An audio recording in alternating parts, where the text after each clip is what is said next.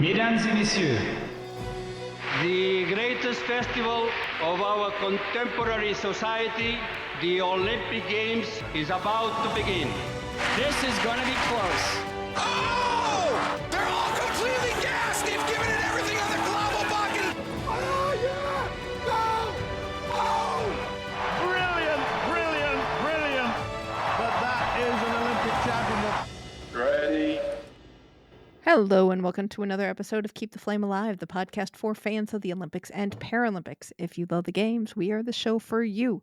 Each week we share stories from athletes and people behind the scenes to help you have more fun watching the games. I am your host, Jill Jarris, joined as always by my lovely co-host, Alison Brown. Alison, hello, how are you? I am in spreadsheet hackety hack right now. I have been working on the Paris guide and our planning sheets and doing all kinds of spreadsheets. And I think listener Brittany needs to come over and explain to me why she loves spreadsheets. She made that beautiful spreadsheet in our Facebook group for all the qualifiers and all the events. And you haven't seen it, please, you got to go check it out. And man, Brittany, I need you right now. Because this is hard. I understand your love of spreadsheets, but we'll power through. We'll get there. This is when the athletes talk about, you got to show up every day and do the work. This is it. This is what's going to get us to Paris. Right. Is me powering through the spreadsheets. Right. And maybe you need somebody to help you get to the next level, like today's guest. We're talking with Erin Aldrich-Shean, an Olympian who competed at the Sydney 2000 Olympics in high jump, where she finished 26th. And we'll tell you, I know when you go 26th, but when you hear the contributing factors to this, it'll shock you. She was also an elite volleyball player in college and at the pro level and had hoped to go back to the Olympics for volleyball until a knee injury sidelined her career. Erin is now a life coach and consultant who helps people get to the next level in life, sport, and planning for Paris 2024. We talk with Erin about the mental aspect of sport, her Olympic experience, and a trigger warning. We do discuss an abusive relationship with a coach. Take a listen. Erin, thank you so much for joining us. You were an elite athlete in two very different sports, volleyball and high jump. How did you balance it? How did you get into two sports? And how did you maintain that, especially at the college level? Well, thank you for having me. It's super exciting to be here. And as I mentioned, I love your logo. It looks like a shadow version of my high jumping. So it's super exciting. Yes, I did compete in two sports at a high level, volleyball and track and field. I considered them very complementary. And I'll tell you the reason why, because I was a middle blocker. And as a middle blocker, if there's anyone listening to this that's a volleyball player, if you know about middles, you know that they go behind the setter in what's called a slide. And that slide play in the volleyball on the volleyball court is very, very similar to the approach of a high jump. So it's those last 2 or 3 steps in the high jump where you convert speed to takeoff. And I used to just love running the slide. So I was that volleyball player that just ran slide after slide after slide behind the setter because I was super comfortable with that technique.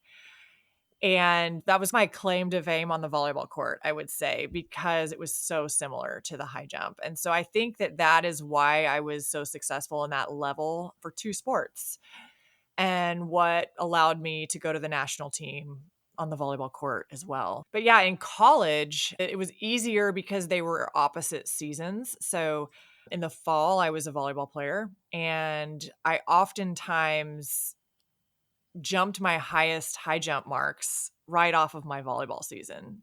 And if you can think about why that is, it's because I got all of those repetitions as a slide runner on the volleyball court that right off of my volleyball season, I was jumping my highest marks on in the high jump. I jumped 6'5.5" right off of my volleyball season.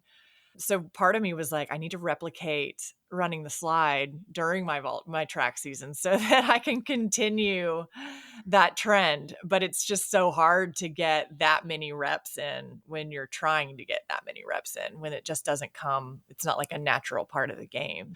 I considered them both really complementary to each other, and I think that's why I was able to be successful in both. Was it helpful that one was a team sport and one is an individual sport? Yes. I started out with very much of an individual sport mindset, just as a person and how I grew up. I think I was just very, very competitive and always wanting to win at all costs. Of course, I didn't want to hurt anyone's feelings too much or do anything illegal, of course, but I really just was so competitive. And when I won, I wanted to win by myself.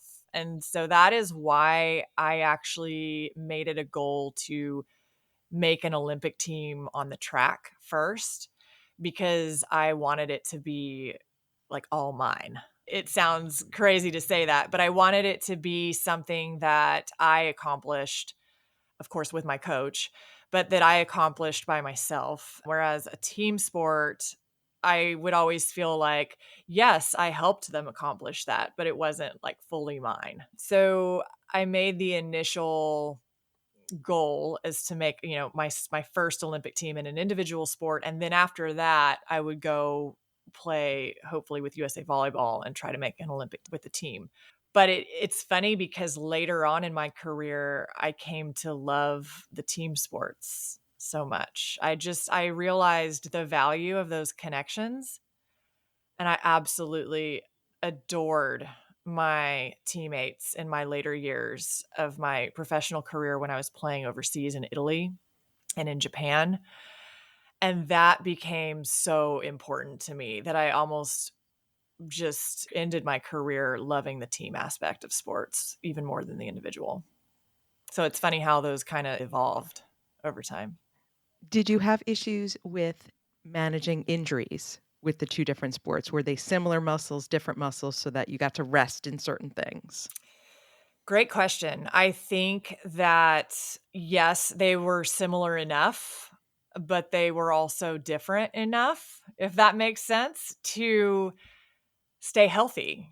I felt like I was really diverse in my training, enough so that I wasn't pounding the same part of my body every single time for too long.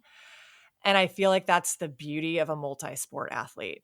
And I know that for so long prior to going into college, you have all of these coaches that are like, you must focus on one, you must really focus on that one and go as hard as you can in that one sport. And I almost think that that's the opposite way that it should be, particularly in younger kids. And I could talk about this all day because I have two little ones of my own. And then the whole topic of crazy parenting for kids in sports, that is just nuts. And I'm experiencing it firsthand.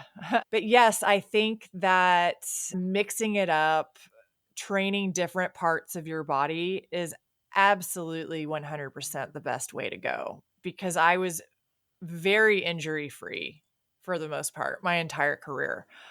I felt very lucky about that. And I really didn't experience anything major until, ironically, like a week after I turned 30. And I thought, oh gosh, thank you. Thank you for that. Is this my birthday gift? Am I now officially old at 30 as an athlete? But I really do think that I was just physically exhausted, and it was that time of the month for me as a woman. And we all know that that's a time of the month that can be where you can be less strong in that sense. Your body can break down a little bit more. And yeah, if I just came down on a slide, of course, a slide, match point 17-18 in the fifth set against a team in Japan. I was playing in the Japanese V League at the time professionally. And it was like overtime of overtime. And they sent me the last ball of the match, came down, knee buckled, medial lateral meniscus and ACL all in one shot. And it was the Olympic year. So it was right before Beijing. I was going to try for my last Olympic team on the track. I was going to high jump, but they gave me this offer to play volleyball in Japan in the Japanese league, which was a great offer. And I couldn't pass that up financially because that's how I made a living, was off of my volleyball career, not my track career. And so I took it to sustain myself financially through the track training afterwards. And I had never been injured before, really. So I thought, why not? And then I got injured on match point, 17-18, fifth set, the Olympic year. And I had to get my knee completely reconstructed. I missed Beijing. And then I went back to business school, because what else would you do? But go back and further your education while you're injured. Did you find having the volleyball season made you better prepared for track? Was it also the reverse, that you were better conditioned going into the volleyball season?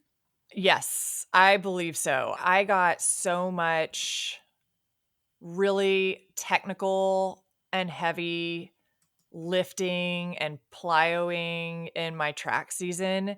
My track season was far more technical, right? So I'm in the gym really focusing on form and technique and squatting and cleaning and jerking and all the power lifts. And so I feel like that technical aspect of training really helped me on the volleyball court as well. It just helped me to always know, don't let your knee go over your toe when you're squatting, and proper form and everything. If you're going to train one side of your body, train the other side of your body. So I think that background as a track athlete just really helped me understand proper form and training on the volleyball side as well. So they just really, I feel, complemented each other. And it just helped so much that they were in opposite seasons, so that there wasn't any kind of an overlap, because I think that's the issue when you come into like a volleyball basketball dual sport, whereas mine were just really separate seasons.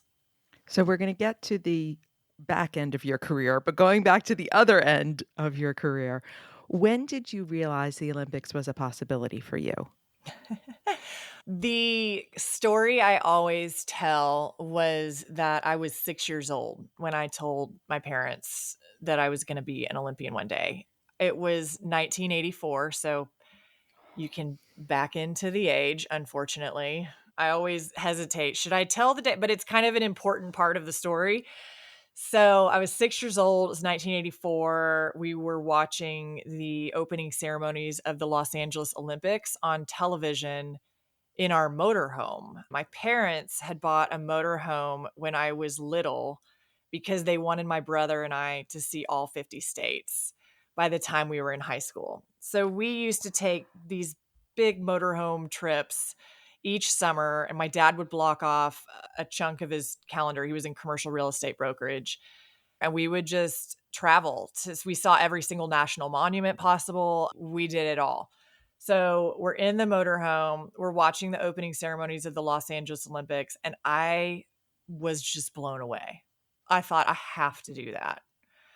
And so I turned to my parents and I said, I'm going to be an Olympian someday. And my parents were like, oh, that's great, honey. It's great to have goals and dreams. And you could not, you could just feel it in the air that they weren't really taking me seriously. Neither one of them were like real athletes. So they really didn't know how to raise that. And so they were like, it's good to have goals and dreams, honey. And I said, no, I don't think you really understand. I'm going to do that. And it was really at that moment that I thought, I don't know what sport it's going to be. I don't know anything about what it's going to be. I just know I'm going to be there someday. And so I set my sights on making an Olympic team at that time. And it was only through junior high and elementary school sports that I started to get an idea of like where my talents lied, because I loved every sport. I started out in gymnastics, which obviously I was going to be a gymnast. I'm 6'1". You can't see me, but I am 6'1". And so that was not an option. But I do believe that really helped with like body awareness. And there are certain things with gymnastics that are just amazing for kiddos, which is why I actually have my own kids who are going to be 6'7" in gymnastics right now. They're super young, but they love gymnastics and they're flipping and all kinds of stuff right now, but they're going to be very, very tall. So then I went into ballet, and I think that taught me some patience because I was not the most patient child. It was also very obvious that I was competitive because I wasn't a super big fan of ballet, but I knew that if I stuck with it for 5 years, I got a trophy, a little plastic trophy. So I made my parents pay for 5 years of ballet so that I could get a plastic trophy that I have no idea where it is at this moment. And then I went into tennis and played tennis really competitively. I was recruited for tennis in college, but I didn't go to college playing tennis. It was just probably my third sport of the three. And I played soccer competitively. Very, very good team for club soccer. Played basketball, played softball. I played them all and I loved them all. But it wasn't until junior high when we went through that progression of volleyball, then basketball, then track and field, that I went through all three of the sports, and they were like, "You're tall, go to the high jump pit." And it was such a natural movement for me. It was like I was born to high jump. I jumped 5'7" my 7th grade year, which is crazy when you think about it. And then 5'8" my 8th grade year, 5'10" or 5'11", 10 maybe my 9th grade year, 5'11", 10th, 6 feet, 11th, and then 6'2" and 3/4 my senior year. So it just progressed so well. And it just felt like such a natural movement for me. In fact, in my house, I would start from one end. We had a really long 1-story house, and my bedroom was on one end and the game room was on the other end. And so I would start from one end, and every time I wanted to go from one end to the other to go to my bedroom, I would run from one end, touching all the door jambs off of one foot and hurdling all the ottomans on the way back to the other end of the house. And so it was always that 1 foot takeoff. It just came so natural to me. Did you think that 2000 was going to be the Olympics you got to go to? Yes, I hoped that 2000 would be the Olympics that I could go to. I went to my first Olympic trials in 96, my senior year in high school in Atlanta, and the Olympic trials were on the Olympic track. So I actually have a little piece of the Atlanta Olympic track in our media room. But I finished 5th, I think, in my height in that. I don't know off of misses if I was 5th, but I know that I'm pretty sure I jumped 6'2" and a quarter or 6'2" and 3/4 at the Olympic trials in Atlanta, which was the 5th best in height, and only 3 go. So I felt like I was close enough to be able to okay, everything's going down in 2000. Like, I'm going to that Olympic Games. Like, I will not go another 4 years and not make that Olympic team. And of course, it went fairly smoothly through those 4 years, but we all have little hitches in there. And my hitch came probably in 99, which is not great timing right before 2000, but was able to pull myself out of that rut and follow through with it in 2000 at the US Olympic trials in Sacramento. And that was my first Olympic team. We both jumped 6'4" and a quarter, I believe, but I lost off of attempts. I had one extra attempt, I think, at either that height or an earlier height that put me in second place, but top 3 go. And I absolutely had the A standard. I remember that day of flying over the bar like it was yesterday. It's just such a moment that's cemented in my head of, you kind of know that it's happening in the high jump when you plant for takeoff, because everything just feels so smooth and effortless. And I just remember planning for takeoff and being like, holy cow, this is it. Like, I have since I was 6. This is finally culminating into this one moment. And it was such an amazing moment. So, in tying to what you do now as a coach, how did you get through that hitch? As a coach, I talk a lot about having your support system there and what I call your personal board of directors, your PBOD. And I really think that having that support system was instrumental for me at that time because my coach and I were having issues. I was kind of miserable. I was going through a period where I couldn't even jump 5'10". It was obviously a mental thing because, I had jumped 6'5.5". It wasn't physical. I knew that. I was perfectly healthy. But for some reason, I couldn't even really get over a 5'10" bar. And that was unacceptable. But it was just an issue, I think, that my coach and I were having. We were bickering and it just wasn't a good relationship at the time.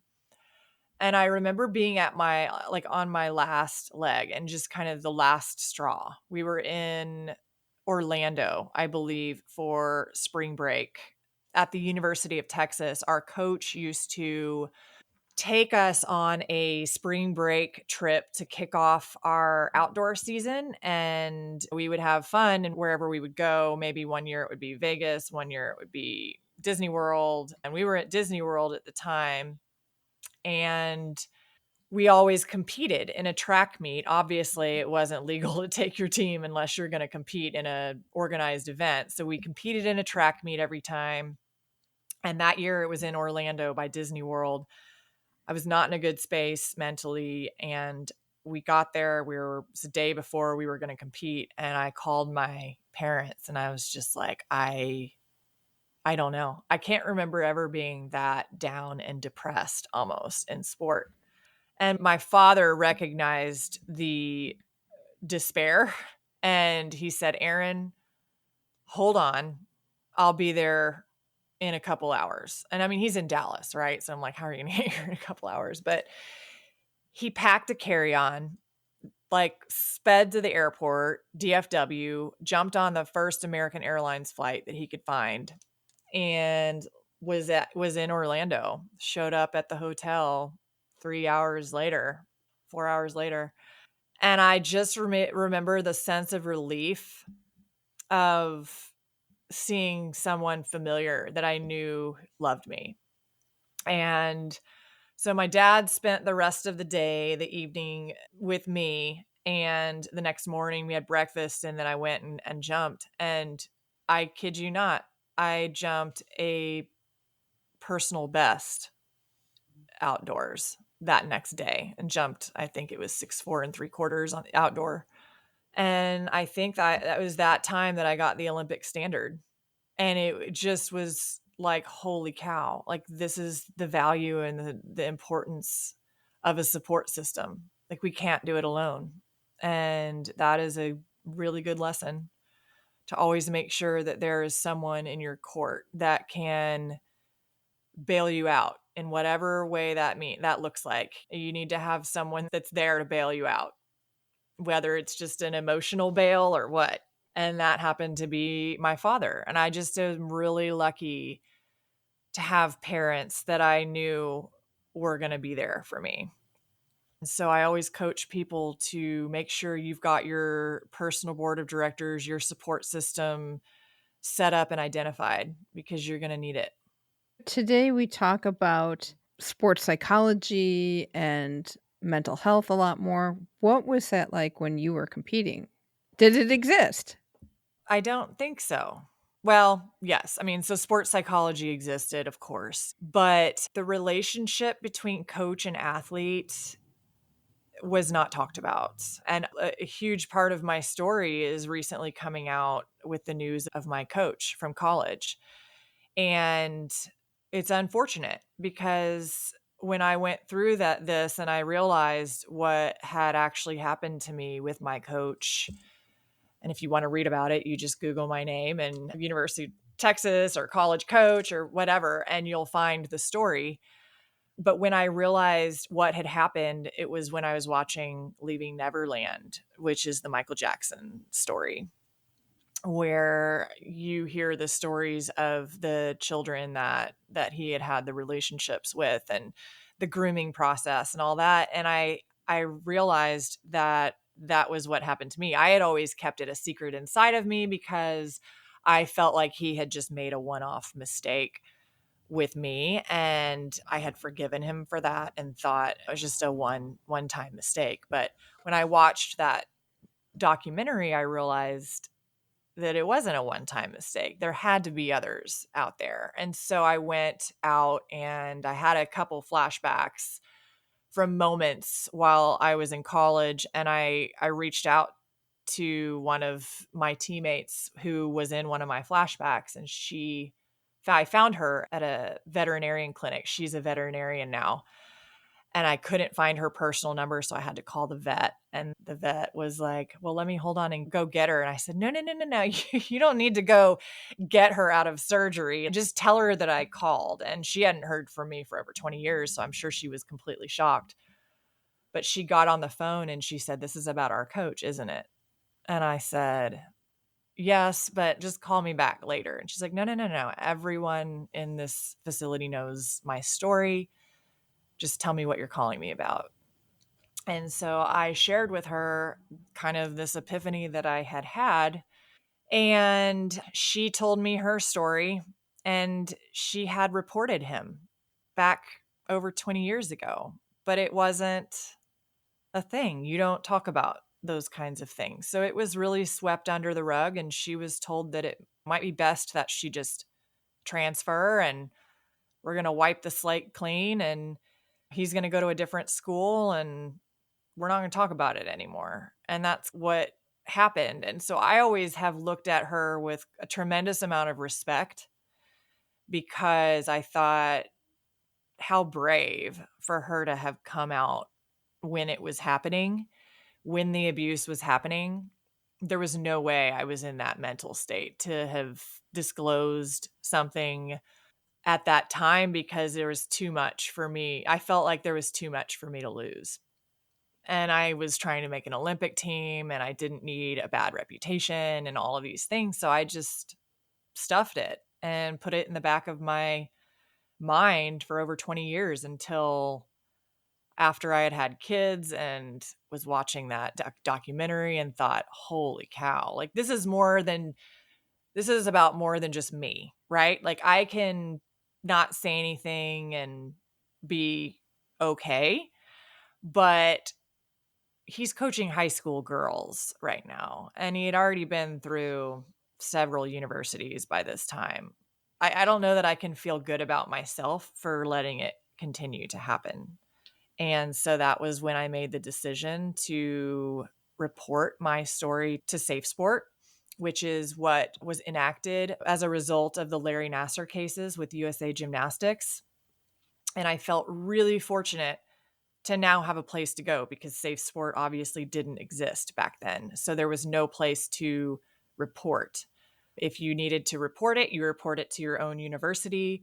Your own university investigates themselves. They find themselves not guilty, and everybody moves on to the next university. And I just feel so fortunate to have that we now have a place to report, although it's not even a perfect system with Safe Sport. They are so completely overwhelmed. I don't even know how many thousands of reports they have that they have to investigate, and they must be in a situation where they have to prioritize. We got lucky, I think, because my coach was coaching high school girls, and I think they flagged that as like, okay, we got to get on this one quickly, and they really accelerated the investigation on that. And if you go look in the database, of course, he's suspended or on probation or whatever it might be, but he's no longer coaching. And, I feel proud that I was able to get up the courage to report, because he was a huge part of my life, and hopefully help other girls that were being coached by him, or that had been coached by him and didn't have the voice to come out as well. So I'm glad that we now have a place to report, and that we can talk about mental health a little bit more not casually, what's the right word? A little easier these days, without feeling like there's such a stigma to it, because it happens all too often. And it's really shocking the amount of cases that Safe Sport is having to dig through right now. It's unfortunate. How do you separate what happened to you and your love for the sport. Yeah, and I really even struggle with this, to be honest, about the university, because I know that they made a mistake back then that affected two of my teammates in a pretty substantial way. And so it's very difficult because I have great memories from the time that I was at the University of Texas as a Longhorn. And, lots of national championships under my belt, team and individual, great memories on the volleyball court. Nothing was happening with me and my coach at the time that I was at UT. Mine all happened at Arizona. So it's difficult because I'm disappointed in the way that it was handled back then, but I have a degree and memories that were pretty positive for me while I was at the University of Texas. So it's hard to separate, but sometimes I feel like I have to just remember the good things that happened while I was there, and being dressed in a Longhorn uniform and being proud to compete for such a large, well-respected university. But I am disappointed about that. And it's even hard now to look at sport in some way, and the way that coaches approach young athletes and kind of how incestuous it is in that community. But I'm hoping that because of safe sport and because of more precautions that have to be taken now and trainings that you have to do, that it is going to put a little bit more of a dampener on those things, because it's an easy place to find your victims. I think if you're a predator, you're like, well, this kid really wants to make an Olympic team. Like, they'll do anything. So what are their vulnerabilities? I'm going to tap into those. And it's really unfortunate. But I still love sport. In fact, my son, who might not quite be the most athletically gifted kiddo, at least right now, I'm hoping he's a late bloomer, but he loves to play and he loves different sports. And I want him to play because I know there are so many great skills that you can learn through sport, whether it's teamwork, resilience, goal setting, how to maximize your potential. And so as long as he wants to play, I want him to play, because I think there are so many great aspects that you can learn in sport. I'm just a really cautious parent, I guess, with the relationships that get formed between coaches and athletes, and probably a little bit jaded in that respect for obvious reasons. As a parent, what do you do when you're trying to find a facility or program to get into? So far, it's been pretty organized with my kids. They're playing on their elementary school teams, and one of the dads is coaching, and you're not safe from it necessarily. But I do know that if he's not alone one-on-one in a situation with a coach, because that's where I got in trouble. I was alone one-on-one. My first memory was my first inappropriate moment memory was being on a plane my senior year from Dallas to Australia to compete at the World Junior Championships. My high school coach couldn't go with me, and my parents trusted very much my eventual college coach. He had been the development or the high performance development coach for USA Track and Field for 3 years, I think, at this point. So he had access to all the best high jumpers in the country, juniors, for a while now. So he had developed that relationship with me and with my parents. And that's in the grooming process. That's oftentimes what happens, is they develop a really close relationship, not just with the victim, but with the victim's parents, their family, their closest friends, and all that. So he had developed a really good relationship with my parents. So my parents felt comfortable and thought it was safe. And so they sent me to Sydney for World Junior Championships with my coach. And we were on the plane together. And that was my first memory of inappropriate behavior. And I kind of have a hard time believing that was the first time, but I can't remember the previous times or time. And so for me as a parent, it's really important that I understand that you can't be one-on-one with a young kid. And that goes to school too. The schooling environment, I'm still really sensitive to that as well. I am constantly having conversations with my kiddos on wherever your clothes are, that's the area that no adult should be touching you other than a doctor if your mom or your daddy's in the room. But anywhere that your underwear is covering is yours. No one should be touching those areas. And so they are, I hope, educated on that.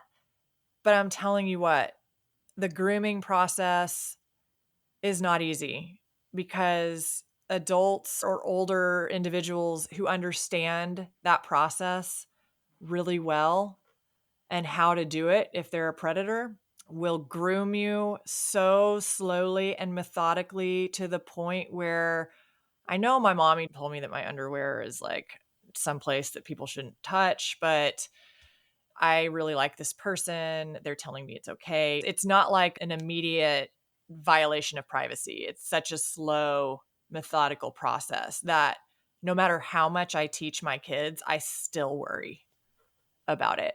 Because I knew right and wrong, even when it happened to me. And I thought he loved me.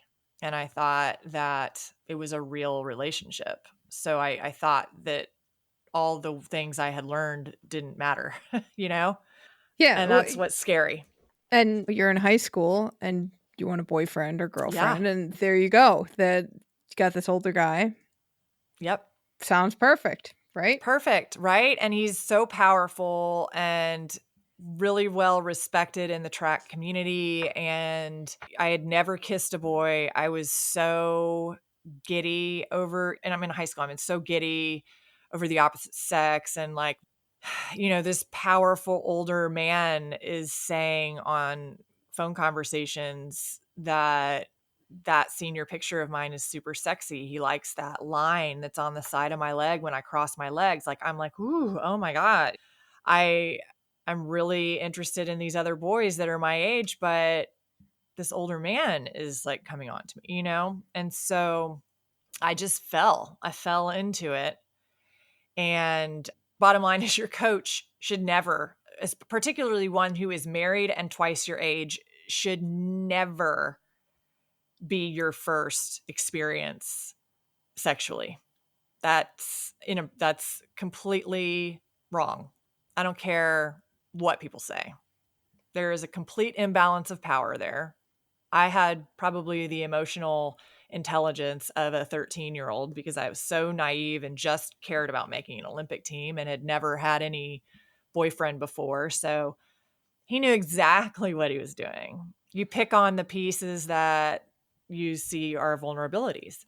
It's such a crazy thing. And that's why I hate the statute of limitations, because they come out in their own time, right? Mhm. It's the statute, the period of time that exists within the statute of limitations is not always the right timing for people, nor do they even really realize what's going on.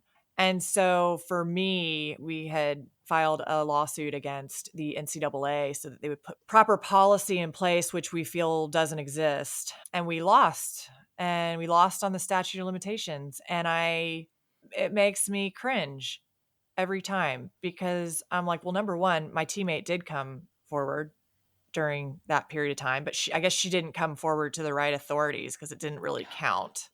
And I didn't come forward until I saw Leaving Neverland, because for some reason I had convinced myself that he just made a mistake with me and it wasn't really his fault, kind of, is how I had framed it in my mind. But then when I saw Leaving Neverland, I thought, oh my gosh, like this is an actual thing. Grooming is a thing. And if it happened to me, it very likely happened to multiple people.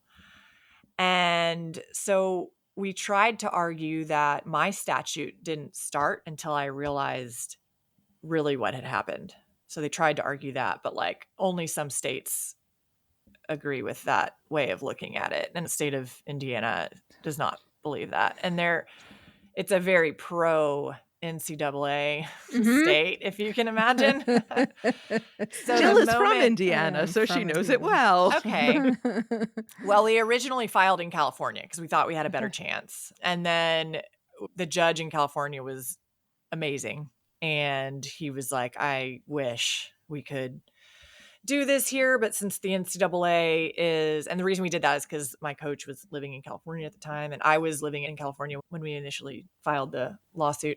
And so he said, you're going to have to transfer it over to Indiana. And the moment that happened, our attorneys called us and they were like, yeah, we're in a way uphill battle right now, if you can only imagine. And we were like, okay, well, it was a valiant effort. And at least they have another notch against them. And I don't regret doing it. It was a lot of work and a lot of trauma to have to like go through it all. But I think if it's just one step closer to the next person and the next person and the next person that go after them, that eventually they're going to have to get their stuff together and run it the right way. If we even really need an NCAA. I don't know. So I have a question on, because Alison and I have very strong opinions on a lot of things, but about things like World Junior Championships, and do we need kids having to compete in world level events at young ages?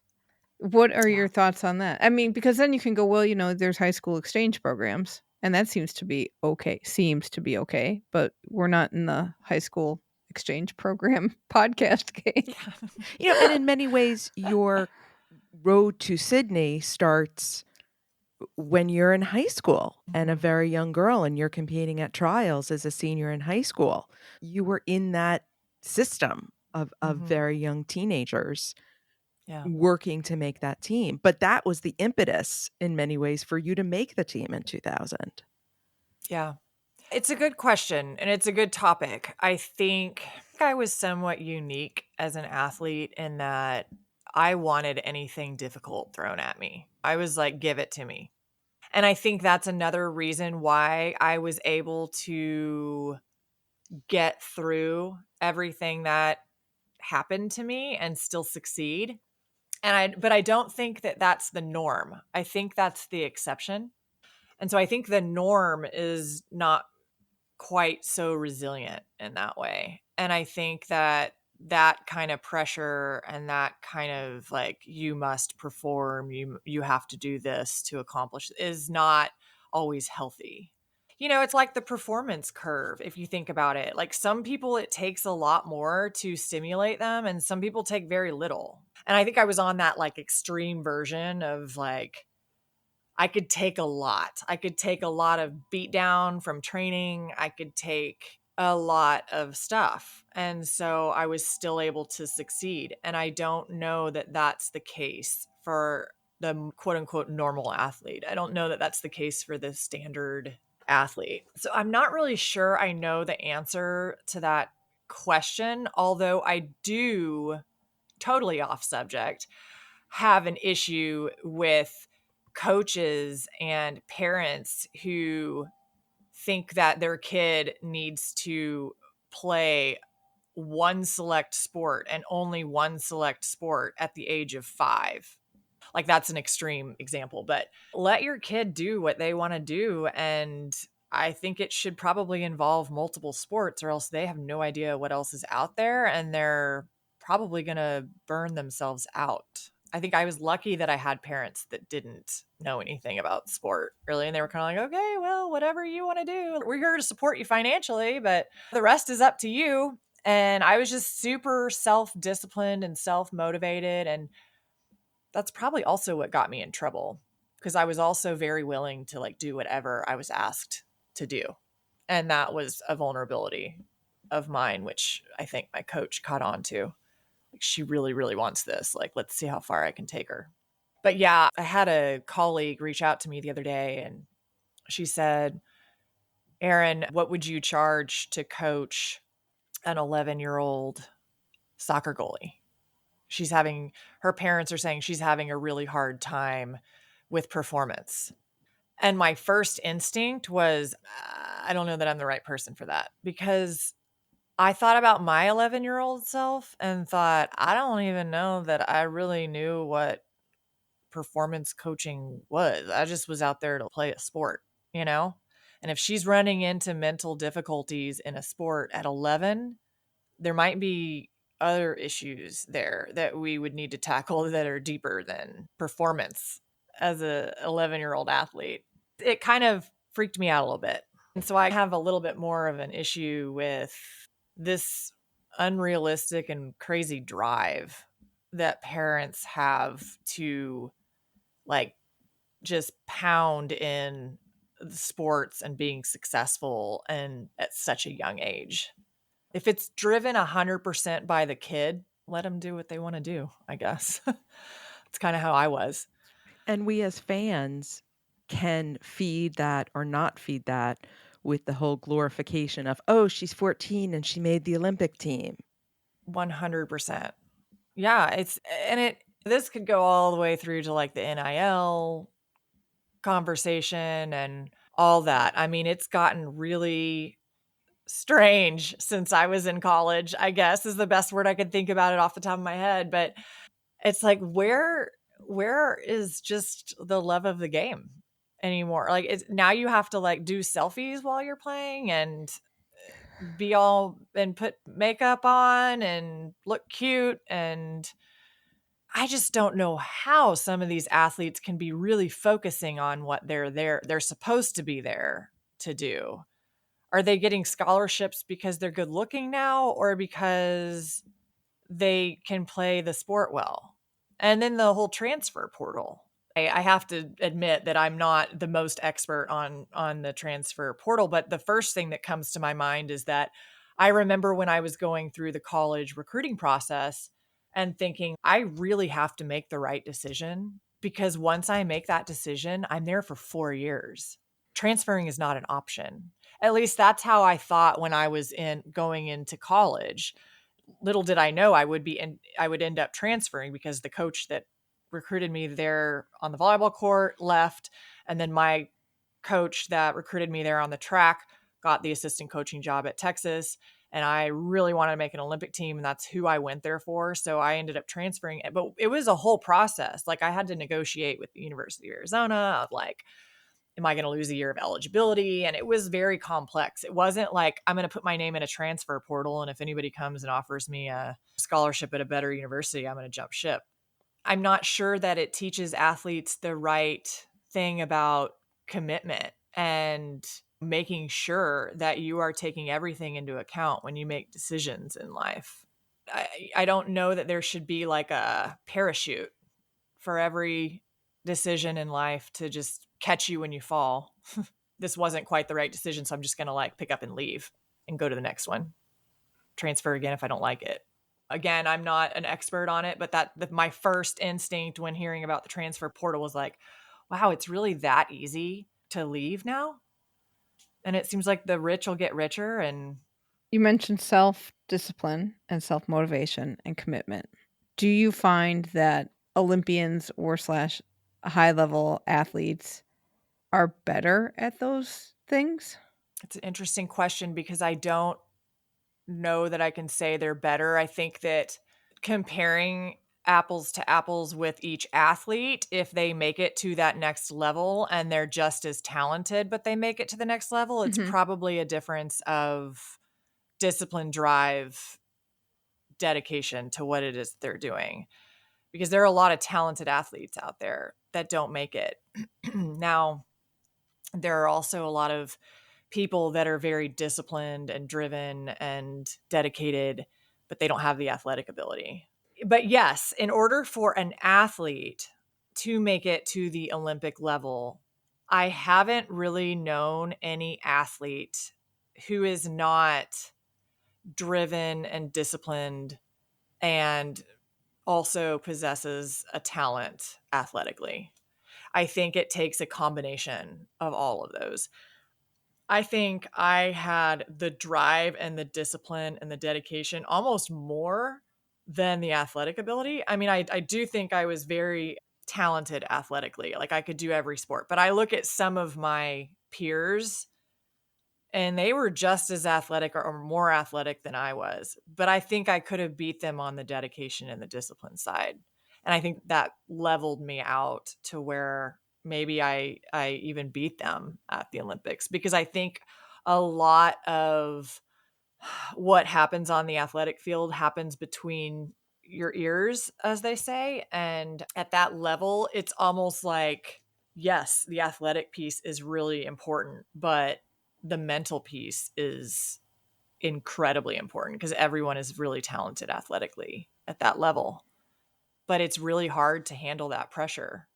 And so can you handle the pressure of being there? And I think some of my teammates or competitors were even better mentally than I was. I hate to have to admit that, but I remember going to some really big meets and there were moments where I crumbled. And it's hard to admit because I want to think that I was like the strongest mentally. I would almost prefer to be the strongest mentally than physically, but I just remember competing against some high jumpers and volleyball players that were just incredibly good in their mind. And then obviously talented physically as well. What does handling the pressure mean in realistic terms? We hear that a lot. How do you handle the pressure? But what are you actually doing in your brain when that's happening? I think it's different for different athletes. Like I mentioned, the performance curve earlier in conversation. I think that you have to figure out where you are on that curve and what the secret sauce is to getting there, and putting yourself in that situation multiple times so that you can get that experience of playing around with it. I remember, for example, back when I competed, like actually I had a walkie-talkie. That's how old I was. It wasn't like an MP3 or whatever. It was a walkie-talkie that I would like have to, like, even with a tape in it. That's high school. But anyway, I would have Chicago and Journey and like Celine Dion. Like that was my music. And then the next person over would have Tupac and Eminem and like these other. And so that just goes to show you like the difference in what I was trying to accomplish and what they were trying to accomplish. They were like, this meat isn't enough to get me to that excitement level. Like I need more. And they would get more through their music. I don't know if you've heard about the stories of Michael Jordan, but Michael Jordan used to pick fights with people so that he could get fired up because it just wasn't enough to be himself. So he used to pick fights to get it into that place. I could get fired up like pretty easily. So on competition day, right before I was about to jump, I needed to settle myself down. So it's really like finding where you are in that performance curve and what secret sauce it is. Like how much of this do you need? How much of this do you need? I also needed consistency, I think. And I think that ended up being one of my downsides. And, I don't want to like, of course, blame anything but this is the way that I was raised. I was raised as an athlete that consistency is what you need to perform. And so every time you go to a meet, it needs to be the same warm up. It needs to be the same routine. I needed to take a shower at this amount of time before I go to the track. And then I needed to have my white bow in my hair. It was very, very, very structured. And that worked for me when the structure worked, like when everything was set up to where I could have my routine. But the moment you threw me off of my routine and there wasn't hot water, it was only cold water, or I forgot my bow or couldn't find my walkie-talkie or whatever it might be, I was kind of a mess if I think about it. And so part of me looking back on that experience wishes that I would have thrown in a few wrenches into the plan a few times. Like, let's see if you can perform without all that stuff. See if you can perform when you accidentally show up 30 minutes before competition time. What are you going to do?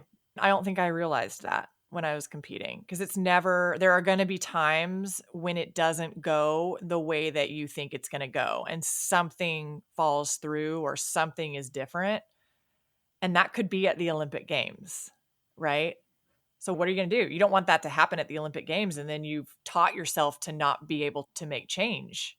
When I coach now, when people are going into public speaking events or they're going to present or pitch their idea or whatever, what happens when you don't have AV? Like you thought you were going to have a full setup and you don't. You better be prepared for the unpredictable. And I don't think I did a good enough job with that as an athlete. Is some of the stumbling blocks comparing themselves to other people around them? Like stumbling blocks to success?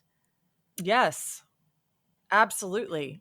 I think that you have to take other people out of the equation as much as possible. It's very, very difficult, right? Because even in sport, it's like first place, second place, third place. Like, oh, I lost. Mhm. Obviously, third place or second place. But I think really your goals should be set against yourself and pushing you beyond what your comfort zone is. It makes really no sense to compare yourself to David Goggins and try to go out there and run an ultra marathon when you've never trained for a marathon, right? So the way that I coach on goal setting is, obviously I like the SMART method and making sure that it's specific and measurable and all the things. But I also just like to make sure that it's realistic. And that's the R. And the part that I think people miss, in fact, I'm sure my father will listen to this podcast and I'm going to say something that he might not like, but he used to always be like, it would be like something impossible. He'd be like, well, why don't you think that you can do that? Like you can do anything. But I think it's important for us to not say next week I'm going to run an ultra marathon and I'm going to break the world record if there are things that are kind of unrealistic, right? So we need to make it just realistic enough, where it pushes you beyond your comfort level and beyond something that you have done before. And then I like to back into the different steps. I was raised setting goals, and on the tennis court, my first memories of setting goals were with my tennis coach, Jack Newman. He is the CEO of Austin Tennis Academy and was the head coach, I think, at St. Stephen's in Austin for a long time, and just excellent tennis coach, and really focused a lot on the mindset. And we would sit us down once a month or so, and we would write our goals down on paper, and we would write our long-term, medium-term, and short-term goals. And then we would constantly be reevaluating. So I've taken kind of like what I used to do on the tennis court or as a tennis player and modified it a bit. I like to look at a year out, or even if you have 2 years out, like what you want to do, break it down into smaller pieces, and then make sure that each of those steps are measurable and they're just beyond your comfort zone. Obviously, there are going to be times when you get injured, something's going to happen that's unpredictable, and you have to reset and redo that timeline. But there should always be like a long-term goal, something that you're shooting for. And then, for example, if it's a year out, you're breaking it into 4 quarters, and then you're breaking it into a month, and then a week, and then you should have daily habits that you're trying to stick with in order to make it to that next goal. And then reassessing after every big quarter to make sure that you're on track. I love coaching on goal setting and trying to teach people to push themselves beyond their comfort zone. But what Sally's doing next to you is really not your life. Focus on yourself and what will make you a better person and more fulfilled and happier. Something that'll help you feel accomplished. Like you're doing well in this world. I think that's where I've changed it. My mindset has gone less towards how much money can I make? How successful can I be if success is defined by money? All those things. I left that career behind because I realized that like we really need to be looking at what mark we've made on this world and how to help others make their mark and supporting others. I'm overwhelmed, so don't mind me. Okay, so that's a good question, because thank you for using that word, Alison, because what happens when people get overwhelmed? Or maybe even after the Olympics are like, I have been on this circus train for 10 years, 12 years, 18 years, and I'm getting off now, or my body is done and I have to get off. And now I'm overwhelmed with life and I don't know what to do. How do people deal and how do athletes deal with this feeling of overwhelmingness? Well, that's a really interesting topic. And to be totally transparent, I don't know that I prepared myself well enough for that. And I think it's because we're so in it on a day-to-day Mhm. basis that we just forget about the preparation for when we're not in it. And so after the Olympics, I remember being completely burnt out at the Olympics. So it wasn't even like it hit me afterwards. Mine hit me the moment I made the Olympic team. I kind of went to poop. I just fell apart, and it was because I think I was in this emotionally draining career and life and doing both sports and all that for so long. I didn't even realize I was burned out. I thought I was fine. And then I made the Olympic team and I completely fell apart because it wasn't until then that I was like, oh my gosh, like my whole family went to New Zealand after the Olympics because it's so close to Sydney. And I was like, I got to go home. I look back on that and I'm like, I really couldn't have made it a few more days. No, I remember that time being like, I am done. Like my body and my mind and my spirit and my emotion, we're all done. We're very done. And so I flew myself home and it took me, I kid you not, a year to come back from that.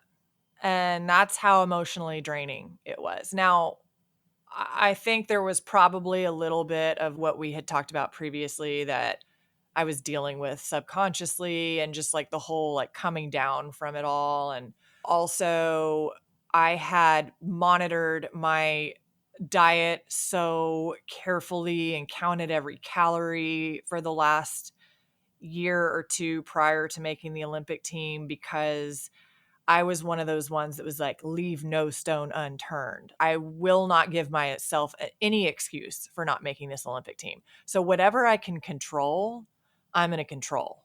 You hear about people with eating disorders like that's something that they're controlling, right? What is being put in their mouth.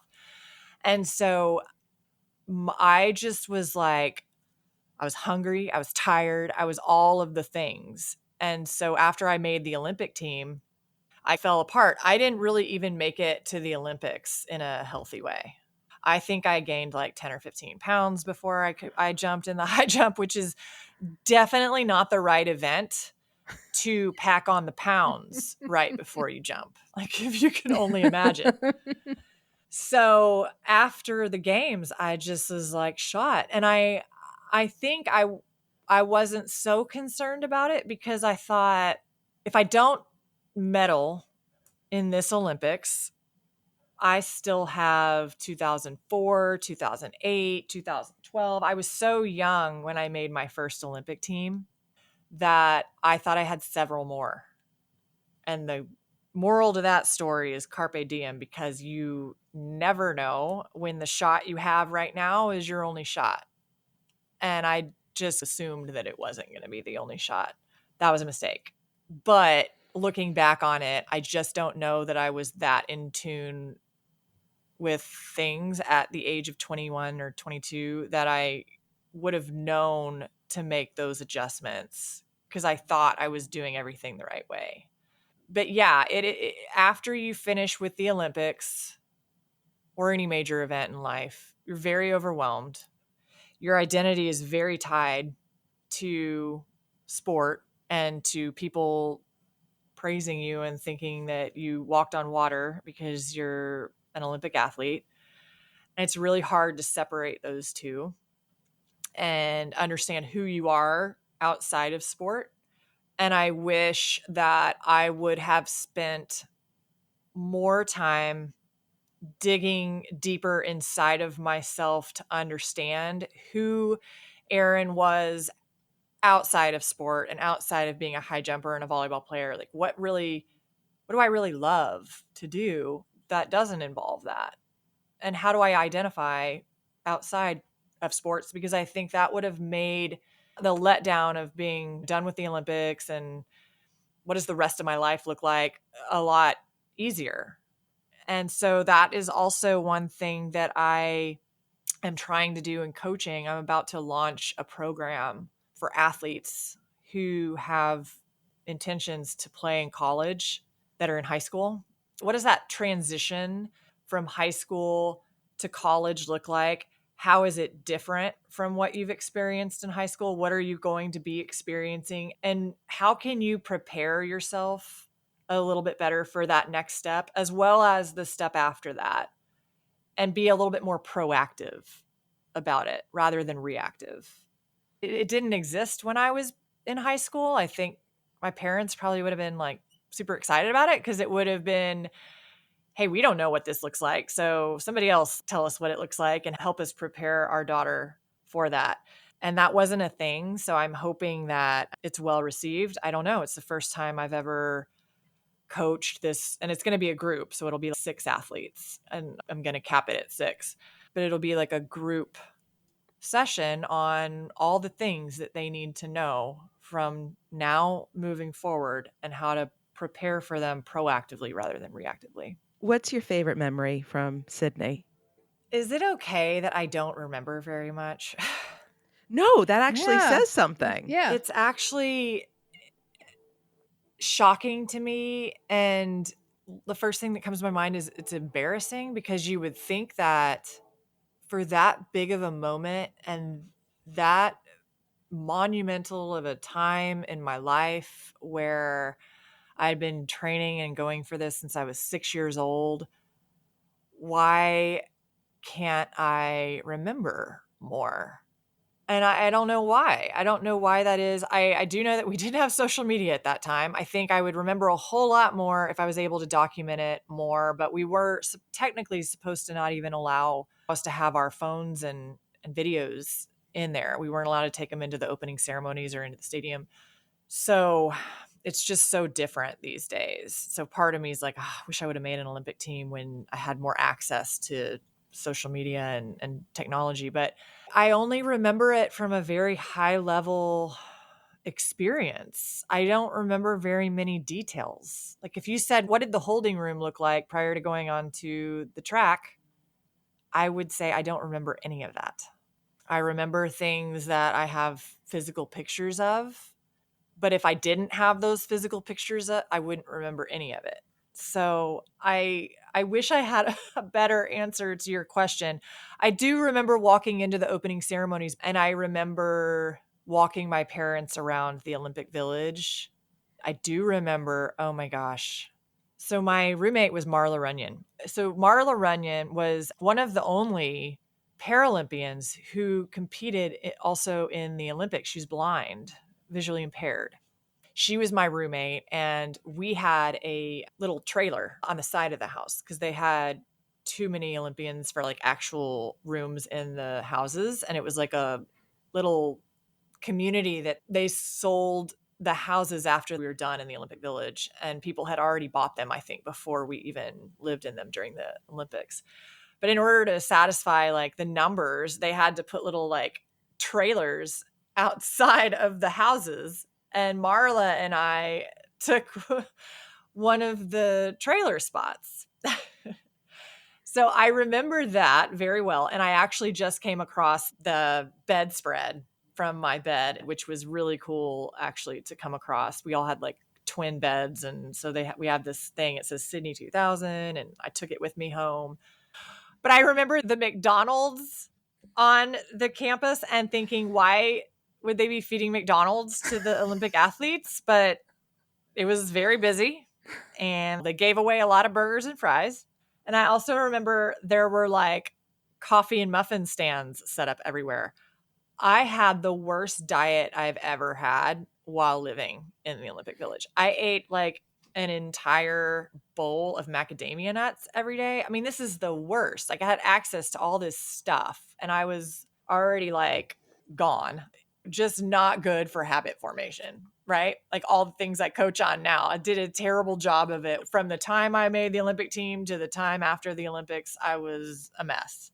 But it's like those things that I remember the bus coming that we would grab to go to the Olympic Stadium. And so there are like little high level details that I remember, but I don't remember that much of the actual experience competing, which I'm really bummed about. I wish I could tap into that and feel it again, but I just can't.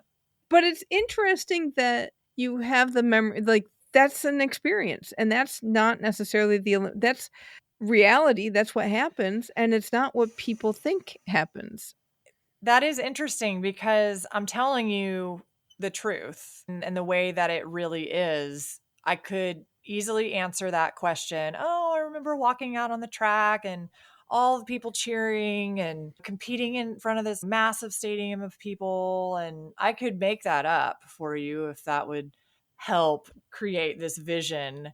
But the truth of it is that I think it was such a big moment and I was so burned out and kind of toast that I lost memory of it. And that's the reality of it. And you want to think that every Olympian that goes to the Olympics has these wonderful memories of such an amazing moment, but it's not like that for everyone. I hope that people that won a gold medal or some sort of a medal or had some amazing performance still have very vivid, detailed memories of that. I hope that for them, but that wasn't exactly my experience. So I just think, I don't know, maybe my mind and my brain are like, okay, we can forget that one. And it's interesting, and I don't mean to belabor this conversation, but there are at least American athletes in sports that are highly competitive, athletics, swimming, gymnastics, where like making the Olympic team is sometimes harder than the Olympics, they say. And you have to wonder like how many people do just burn out after trials and can't necessarily perform the way they want to perform or have the experience that they thought they would have. Yeah, that is such an excellent point because I think because I had had that dream for so long and it was such an important thing for me to do it, there was a lot of emphasis on my identity, my life, everything that hinged on that moment, and that made that moment so important. And it was almost like that was like not a positive thing in some respects. And that's also why I was really hoping that wouldn't be my only opportunity, because I think that had I made another Olympic team, my time with USA Volleyball, I realized I wasn't going to make the Olympic team right before they were going to announce the team. And so that's when I left to go play professional volleyball in Italy. So I kind of narrowly missed that team after playing with them for 4 years. And then I ended up being alternate on the track that same year because I thought, well, I'll just try this, make a last ditch effort to make it on the track. And I ended up being an alternate on the track. And then Beijing, I was jumping better than I had ever jumped before, super healthy, really great shape, playing the best volleyball of my life when I was living in Japan, all going great. And then I blow out my knee on match point. But had I made the Olympic team in 2004 and 2008, and maybe even 2012, had I not blown out my knee, I think I would have been so much more resilient at that moment of competing in the Olympic Games because I'd been there before.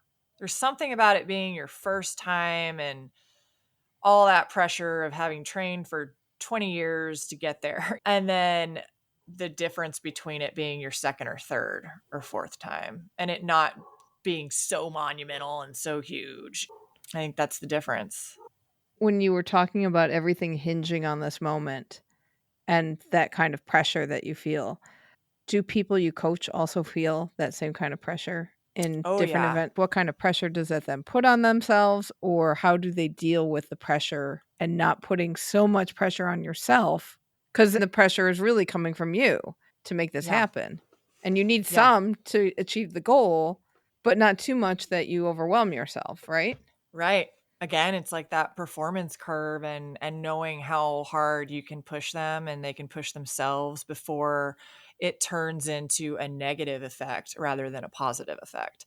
I really strongly believe in coaching for this particular reason. And the crazy thing is that I never had a life coach until a year and a half or two ago. And that experience with a life coach is what turned me into a life coach. And when I quit my corporate career to become one, because I thought, oh my gosh, like this whole time, every athlete that tries to make an Olympic Games, even if you're not trying to make an Olympic Games, but you're an athlete, you have a coach, right? Like athlete is synonymous with coach. Every athlete has a coach. No athlete that has been to the Olympics that I know has ever gone to the Olympics went without ever being coached. That would be crazy, right? So it's almost just as crazy in life. If you're trying to accomplish something exceptional, trying to do it without a coach is like an athlete trying to go to the Olympics without a coach. Like we all need it. And there should be no stigma around it. And, the difference between coaching and therapy or like a psychologist or psychiatrist is that coaching is like, where are you today? And where do you want to be in the future? And what's stopping you from getting there? Why are you not able to get there?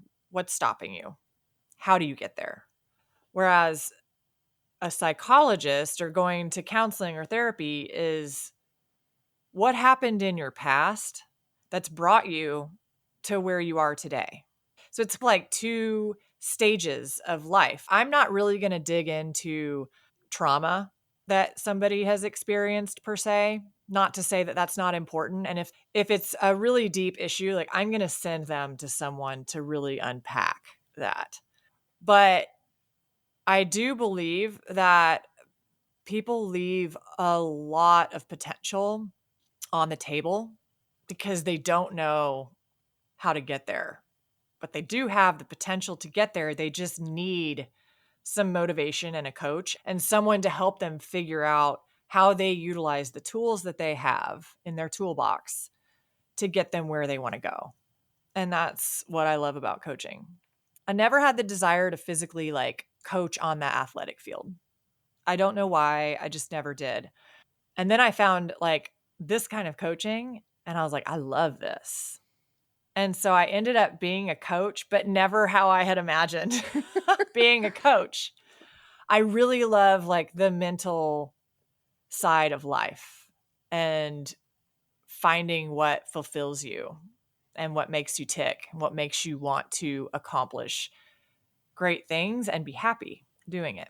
It's interesting because I struggle with the sense of we're fans of the games, and I understand how fans can put pressure. Where's that line of supporting but not putting pressure on people? And we try really hard to be like, okay, have fun at your event. We don't really care how you place. We want you to have a good time and enjoy this. And we love the way that people push themselves to be the best they can be. We want to have the best conditions that we can have. And then the whole world coming together. And then you I get love to see that. all this stuff. Yeah.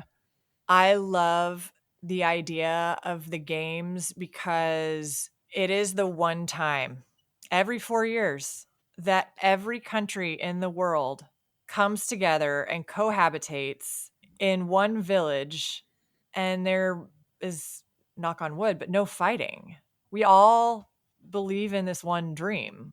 I love that about the Olympic Games, that we can all exist together without hopefully the politics coming into play and all that. And, of course it does, but for the core of it, especially being an athlete in the Olympic Village, it's amazing to see all the different countries that are they're just living in the same area. It's a different feeling in the village as it is watching TV and hearing about politics and all that, because you're sheltered a little bit from that, I think, in the village.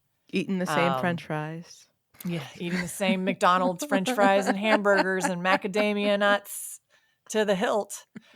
I think when it becomes about like, you idiot, why did you lose? That's where it becomes not fun. The thing that you have to think about too when you're raising children is, honey, I love watching you play. I loved how hard I saw you try and the effort that you put out, and focusing on those things rather than, are you kidding? You missed that shot. Why did you lose? You didn't stop that shot. As long as they're giving their full effort and trying their hardest, that's what should be focused on. It shouldn't be like Team USA lost. What a bunch of idiots. I mean, I wish that stuff didn't exist and we could focus more on the beauty of the game. Thank you so much, Erin. You can find Erin at ascensioncoaching.co. On social, she is Ascension Coaching on Insta and Ascension Coaching 1, that's the number 1, on both Facebook and TikTok. So we will have links to all of those in the show notes. Don't forget, little reminder here, we will be at the Olympian show on October 12th through 15th at the Hotel MDR in Marina del Rey, California. So please come and check us out there. We will have a table. We will have some pins. We will have some microphones. I have to post a picture of the drawing that I made for our graphic designer and then what he did with it. Because, man, the pin came out so beautifully. I don't know how he interpreted my little pencil sketch. I did save it because it's so funny to me. It does look good. Don't forget, we do have a Kickstarter coming up. It's coming up pretty quickly. It'll come up in probably end of October. So be on the lookout for that. This will provide some much needed funding to help get us to Paris and be there for about 2 months as we cover the Olympics and Paralympics there for you. And I also want to give a special shout out to our patrons. I want to say, if you listened to the last patron only show, we have an invoice. Yay! Never been so excited to see a bill in my whole life. Paying the invoice will be another update. Hence the Kickstarter coming.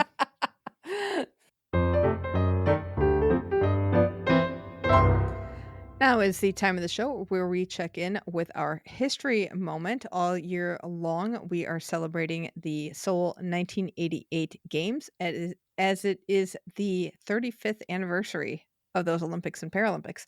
Alison, it is your turn for a story. What do you got for us? I got men's volleyball. You did the great story about women's volleyball and the Peru team. I've got men's volleyball, where in 1988, the American team was the reigning Olympic champions from 1984. The Soviet Union was the reigning world champions from 87. Oh. So, to no one's surprise, the two teams met in the final. And at that point during the games, the American team was not doing terribly well. Both the men's basketball and water polo teams had lost in their tournament. So there was a lot of pressure on the volleyball team to sort of save face for Team USA. And led by one of your favorites of all time, the legendary Karch Kiraly, the U.S. team was undefeated in the group rounds and pulled out a victory against the Soviets in the final in 4 sets. Great match. But the real showstopper of the tournament was the bronze medal match. Oh, okay. Where Argentina met the heavily favored Brazilian men's team. Ooh, that would be a good matchup. The match was over 3 hours long, 5 sets, and Argentina pulled off the upset. Whoa. It was the first Olympic medal for Argentina in volleyball. Don't you love that? I love that. But there's more. Okay. History repeated itself in 2021 in Tokyo when Argentina defeated the heavily favored Brazil for the bronze medal in a 5-set marathon match for the second Olympic medal for Argentina in volleyball. This could be because of the Conti family. Hugo Conti led the team in 1988 and is considered the greatest player in Argentine volleyball history and one of the greatest players in all of volleyball. His son, Facundo Conti, anchored the 2021 Argentine team. He had 21 points in the medal match and which led to the victory. Hugo was in the stands in Tokyo as a commentator for Argentine television. There were no fans, but he got to see his son, and he broke down in tears at his son's victory. So there's lots of video of Hugo announcing this victory. So not just excited for Argentine volleyball, but a very personal victory as well. That's a story that's got everything you love. Underdogs, family stuff. Oh my gosh. And then you've got the South American passion at play there. So, and then we've got a crying father. So you can't get better than this.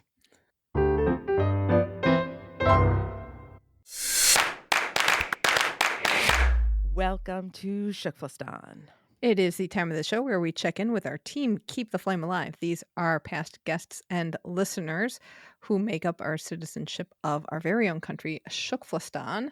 First up, we've got some results. Luuka Jones placed 9th in the women's singles, but did not make it out of the heats for kayak cross. She was pleased with her performance in the heats, disappointed in her finals. Para archer Matt Stutzman has another career as a drag racer, and he will be racing at the Builders Brawl held at Ozark Raceway Park in Rogersville, Missouri on October 20 and 21. And we have another holiday to add to the TKFLASTANi calendar. September 23 was Matt Stutzman Day in Iowa. Evan Dunfee was selected to represent Canada at the Pan American Games. He will be competing in the 20-kilometer race walk, which will be contested on October 29th. Jacqueline Simoneau has announced her return to competitive artistic swimming. She will be traveling with the senior national team of Canada again this fall. Oh my gosh, that is so exciting. You obviously had not seen that I put that in the notes. Tom Kelly has received the U.S. Ski and Snowboard Hall of Fame's Ray Leverton Award in recognition of his years of volunteer service. Erin Jackson, we mentioned this a few months ago. She is on Fox's Special Forces World's Toughest Test. Episode 1 aired this week, which I caught. Not a whole lot of Erin on this episode, but if you wanted to know whatever happened to Tara Reid, whoa, she features prominently. As a reality TV watcher, if they don't focus on you right away, you're probably sticking around a while. If you're a fan of Special Forces World's Toughest Test like I am, the last season was in Jordan and they talked about the heat. Now they're in extreme cold. So they are in the mountains of New Zealand, to which I said, oh, Erin's got this because she was in Beijing. Like, it doesn't get much colder than that on a regular basis. Olly Hogben will be commentating the WAG World Champs. He'll be doing the English language world feed TV broadcast for all the finals. And Luger Shiva Keshavan is hanging out at the Asian Games and raising awareness for clean sport.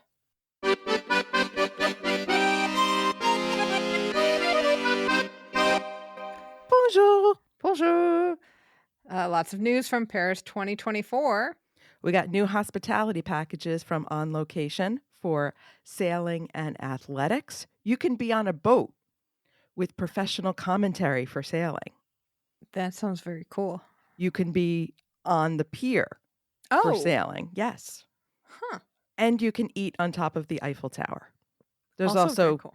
lower levels and more affordable packages available that get you some really great seats at athletics, that gets you on the finish line and close to the action. So you can check that out. Very cool. The French Sports Ministry announced that the French team is banned from wearing the veil or hijab because they want to maintain, quote, a strict regime of secularism applied rigorously in the field of sport, as quoted in CNN. And the UN Human Rights Commission has pretty much slammed this decision. So this is not that other teams are banned from wearing whatever head covering. This is only the French team. So I know when I first looked at this, I was a little concerned that they were banning other players from wearing traditional dress or traditional coverings while in France, but it's only for the French team. And it does sound like it's on the field of play. So Correct. that could affect some of the French athletes because they do have a heavy Muslim population there. So it's an interesting development in a traditional French view of secularism being maintained across the country. We thought this was going to happen, and it's happening. Some homeless people are getting moved. CNN is reporting that around the Stalingrad metro station, the French government is moving homeless people to other parts of the country. They're saying it's part of the plan to relieve pressure on the capital's emergency shelter services. And also, it sounds like they're trying to clean out some hotels that are used to house homeless people.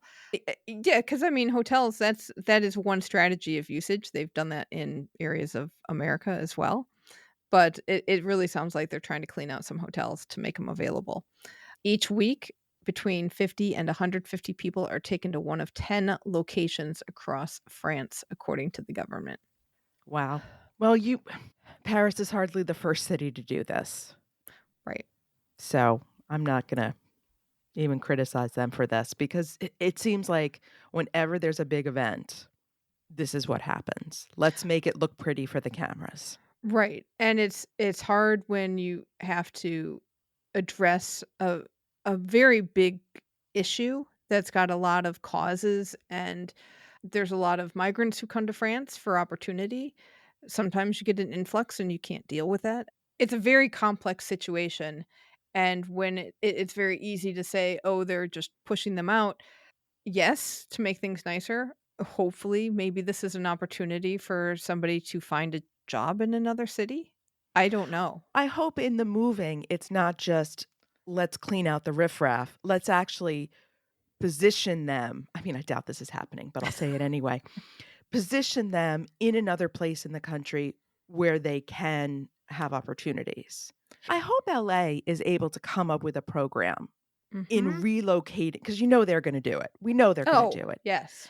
Can you come up with a program that puts people in a place and sets them on their feet, especially homeless families, where the kids can get proper educations, where the parents can work, where we can actually, again, use the Olympics to better society? Am I too naive to think that that would be a possibility? I don't Save know. me, I mean, LA. it's hopeful, but I don't know. I mean, there's so many it's such a big problem. It's so multifaceted and so complex.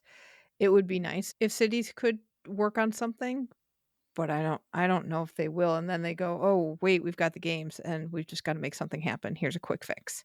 Instead, but we have this all the time where cities don't want to do infrastructure things, and then the Olympics comes along and all of a sudden it's like, "Ooh, we got to build sidewalks. We got to plant trees." So I don't know if there's enough resources or enough desire to put the proper resources behind helping this situation in a way that would be transformative and positive and ongoing change. Anything happy going on? Not really. So, Well, this uh, actually struck me as very funny because go ahead. You uh, explain first and then Paris, the city, is restricting film and TV shoots for the period around the Olympic Games. So action and period movies are to be banned in some areas. So this will happen starting this winter until about October 31st. There's going to be a lot of different bans for movie sets and film sets and TV sets to not be able to film in Paris, particularly along the Concorde and Trocadero areas. So yeah, it's very interesting and funny. well, because they specifically noted action and period dramas. And I know that has to do with they're putting a lot of the signage around and they don't want to take it down. And obviously, Napoleon never saw the Olympic rings. But I have this image now of Marie Antoinette standing in the sidelines cheering on the marathoners. I think that would be great. So I'm a little disappointed about the period dramas. But at least now I don't have to pack my corset. I've opened that room up in the suitcase. If you would like to work at the games, and maybe this would be helpful for those homeless people who are getting pushed out of the city. Although then you run in CNN article about the moving of people around the country. They did talk to somebody who has a job, has a real contract for a job, and can't afford to get a place to live. That's his issue, and he can't leave Paris because he needs to be there for his job. So maybe some of these jobs that are open, because many companies that are contracted with the games are hiring. There are about 16,000 vacancies in jobs like catering, security, transport, and cleaning. 50 companies are recruiting for these jobs. There was a job fair in Saint Denis, but you can also apply via website, and we will have that in the show notes. You can be part of the magical hour of vacuuming. You could. Oh my gosh, wouldn't that be fantastic?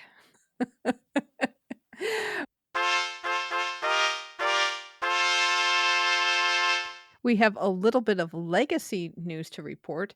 The swimming pool from Athens 2004 is getting renovated. Well, it wasn't in great shape to begin with. No. The original pool was built in 1940, and it was Greece's first Olympic-sized swimming pool. It closed in 2012 due to lack of funds and technical issues. And the IOC reports that the Hellenic Olympic Committee, Spiros Kaprolos, who is, I believe, a construction firm, and the city of Athens have signed a contract to renovate and reopen the pool. Work is expected to finish in 2026, and when it's done, national teams will use it for 5 hours a day, and the rest of the time it will be open to the public. Opa! Well, it'll be interesting to see, because you know what else I've seen? Stories about crumbling stadiums in Athens lately. So we'll see how that goes. Well, that's going to do it for this week. Let us know what your thoughts are of the Sydney Olympics, because, you know, it's the anniversary of those games right about now. And you can connect with us on X and Instagram at FlameAlivePod. Email us at flamealivepod@gmail.com. Call or text us at 208-352-6348. That's 208-FLAME-IT. Be sure to join the Keep the Flame Alive podcast group on Facebook and see Brittany's amazing spreadsheets. And don't forget to get our weekly newsletter filled with other fun stories about this week's episode. You can sign up for that at flamealivepod.com. You know what we forgot to mention? Happy anniversary. Happy anniversary. We have been doing this thing for 6 years, and oh my gosh, it's been such a ride. We can't wait for many more years to come. And really, listeners, it's all because of you that this does happen every week and during the games every day. So speaking of weeks, next week we're going to talk with beach volleyball player Betsy Flint.